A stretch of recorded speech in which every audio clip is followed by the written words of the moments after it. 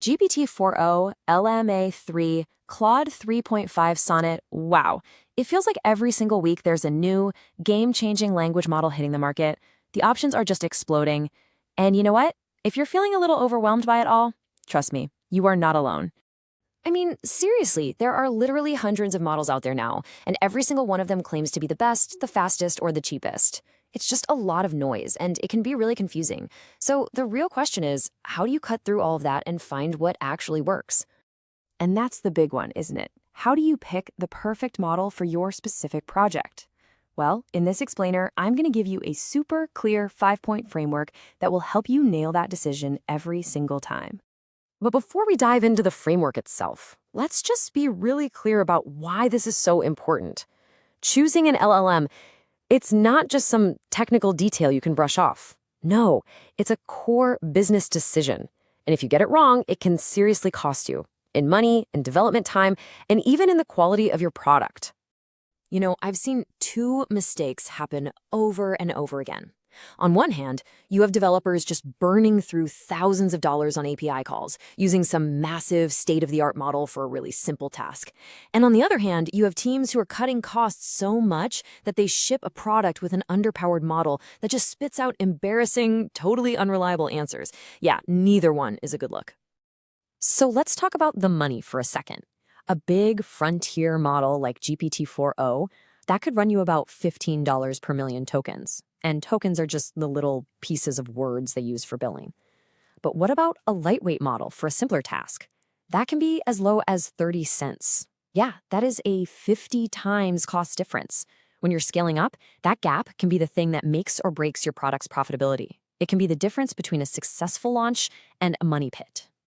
So you see, the goal here isn't to just find the quote-unquote best or smartest model on the planet. The real goal is to find the right model for your specific use case, your budget, and all of your constraints. And that simple shift in mindset makes all the difference. Okay, so how do we actually find that right model? Well, I call it the TSCPE decision framework. Think of it as your 5-point checklist for getting absolute clarity. Let's break down what TSCPE actually stands for. All right, here it is. TSCPE stands for task complexity, speed, cost, privacy, and ecosystem. It's a pretty simple system, but it's designed to turn what feels like a really chaotic decision into a nice, structured process. So let's dig into each one of these. First up, we've got T for task complexity. You gotta ask yourself, how difficult is the reasoning that my task actually requires? If you're doing something with really complex logic, or maybe generating code, yeah, you're probably going to need a heavy hitter, one of those big frontier models. But for simpler stuff like, say, just classifying text, a smaller, way more efficient model is often going to be perfect. Here's a pro tip. Always start with the smallest, cheapest model you think might work, and only scale up if the quality isn't hitting your benchmarks. Next up is S for speed and latency. Does your app need to feel instantaneous to the user?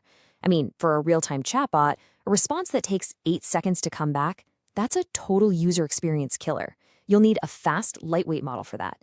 But if you're just, say, summarizing a bunch of documents overnight in a batch process, well then who cares about latency? You can go for a much more powerful and probably slower model. Then we have C for cost. And as we talked about, pricing is all based on tokens. And that 50x gap between models, that is very, very real. When you start making millions or even billions of API calls, that cost difference means everything to your bottom line. So a really good practice is to maybe prototype with a powerful model to see what's possible, but always benchmark your task on a cheaper one before you go live. Okay. P is for privacy, and honestly, this is probably the most underrated criteria of them all. See, when you use a commercial API, your data is leaving your servers and going to a third party. For a simple consumer app, that might be totally fine. But what if you're handling sensitive stuff like medical records or legal documents or financial data? Then you've got compliance to think about. This forces a choice between the pure convenience of a cloud API and the absolute control you get from self-hosting an open source model. And finally, we have E for ecosystem. This is really the practical reality check. You have to ask the simple questions. Does this model have a good SDK for my team's programming language? Does it support modern features like function calling? Does it play nicely with frameworks like LangChain? Is the documentation any good? Right? These are the questions that make sure the model you pick actually fits into your existing tech stack without a massive headache. Okay, So that was all the theory. Now let's make this super practical. I've put together a quick little cheat sheet so you can start applying this framework like right now. Okay, this next slide is the one to screenshot. Seriously. Here we've mapped out some common use cases to the right model tier. So for really complex reasoning, a frontier model like GPT-4o is a great place to start. For conversational chatbot, a solid mid-range model like Claude Haiku works beautifully. And for handling sensitive private data, a self-hosted open source model like LLaMA 3 is probably your best bet. This should give you a fantastic starting point for your own projects. All right, let's bring all this home. The AI landscape is just moving at an incredible speed. I mean, new models are dropping constantly. But the framework we just walked through, that's a durable skill. That's a way of thinking that is not going to become outdated anytime soon.